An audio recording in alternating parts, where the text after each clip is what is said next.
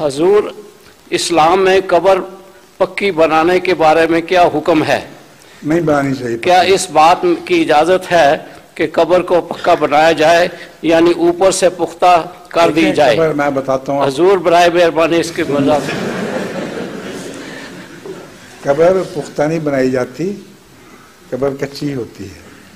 لیکن بعض قبروں کی حفاظت کے لیے قبر کچی بنا کر اس کے اوپر پختہ عمارت تعمیر کر دی جاتی ہے تاکہ کسی کو وہ توفیق نہ ملے کہ اس قبر کی بے عزتی کر سکے.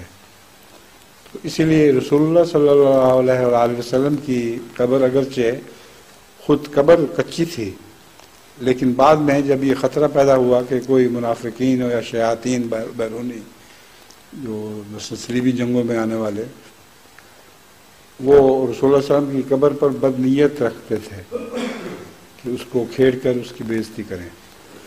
تو اس وقت پھر اس قبر کے اوپر ایک پختہ عمارت تعمیر کر دی گئی.